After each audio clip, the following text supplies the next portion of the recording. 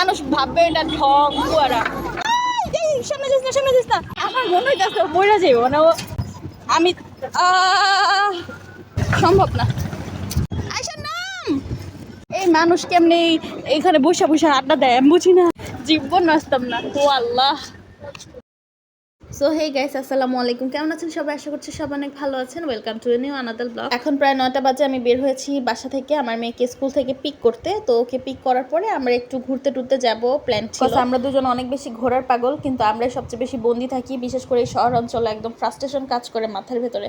এত বন্দি থাকি, এত বিল্ডিং শহর, ভালো লাগে না আসলে। তো যাই হোক, রাস্তা দিয়ে হেঁটে হেঁটে যাচ্ছিলাম এবং রাস্তায় যখন আমি হাঁটি আশেপাশে জিনিসগুলো খুব উপভোগ করি। যেমন দেখেন, মেয়েরা স্কুটি চালাচ্ছে, মুরগিওয়ালা মুরগি বেচা কিনা করতেছে, এখানে ছাদগুলো দেখা যাচ্ছে পুরান ঢাকার।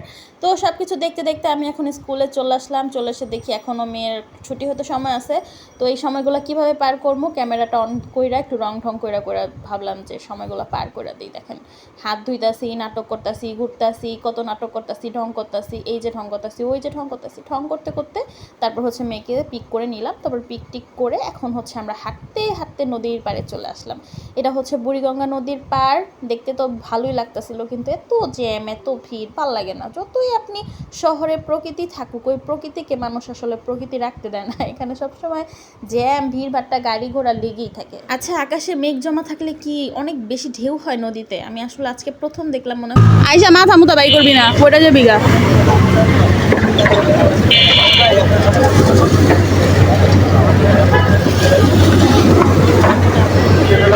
ফোবি এমন একটা জিনিস, আমি ছোটবেলা থেকে উচ্চতায় ভয় পাই। এখন মানে ওটা হোক অল্প, ওটা হোক বেশি। আমি বর্তমানে আছি বুড়িগঙ্গা নদীর পাড়ে। দেখেন, আমার মেয়ে দাঁড়ায় রয়েছে সাহস করে। এই যে এখানে নদী, কিন্তু আমি এখানে উঠা দাঁড়ায় যে নদীটা দেখবো, আমার অতটুকু সাহস নাই। আমার এখানে পাড়া দিলে, দাঁড়াইলে হাত পা কাঁপে, আমি কোনোভাবেই পারি না। আইসা তুমি কেমনে দাঁড়ায় রয়েছো, পড়ে যাবা। ও দাঁড়ায় রয়েছে, আমার মনে হচ্ছে পড়ে যাবো। আমি এখানে দাঁড়াইলে আমার হাত কাঁপবো, আমি কাপুরের ঠেলে পড়ে যাবো। মানুষ ভাববে এটা ঠক কুয়ারা। সামনে যাস না, সামনে যাস না, ঠিক আছে? আচ্ছা, আমি ট্রাই করি। আইসা সামনে যাস না, পড়ে যাবি। আমার মনে হইতেছে পড়ে যাবো না, আমি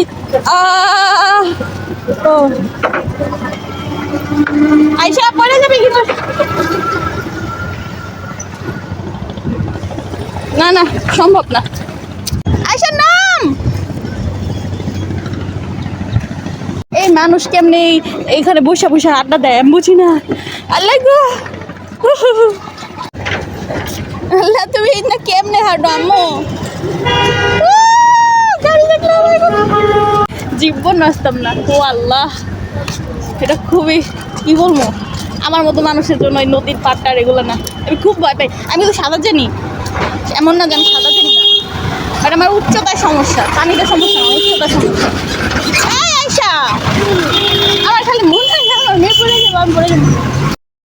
তো এই ছিল ঘটনা। তারপর আস্তে আস্তে দেখলাম আকাশে একটু কালো কালো মেঘ করে আসতেছে। তো এই কারণে তাড়াতাড়ি করে বাসায় চলে যাই, কারণ এমনিতেই ভয়, অবস্থা খারাপ। তার মধ্যে যদি এখন আবার ঝড় তুফান এসে পড়ে, এখানে তো থাকার আর মানে কোনো ওয়ে নাই। তো তাড়াতাড়ি করে একটু ক্লিপ নিয়ে চলে গেলাম। ভাবছিলাম একটু ফটোশ্যুট করবো। তা আমার মাইয়া ক্যামেরার এত ঝাঁকানি দেয় আর এত বাজে বাজে ছবি তুলে, এখানে ছবি তুললে আমার মানিজ্য থাকবে না। তো তারপর ওকে বললাম, থাক, তোমার ছবি তুলতে হবে না, তুমি বাসায় গিয়ে নাস্তা খাও। দেখেন আকাশের অবস্থা অলমোস্ট কালো হয়ে এসেছে। একটু হলে কিন্তু এখানে আমাদের গায়ে বৃষ্টি টিষ্টি চলে আসতো। তো সিঙ্গারা খেতে খেতে বাসায় চলে গেলাম। এই ছিল আজকের ব্লগ।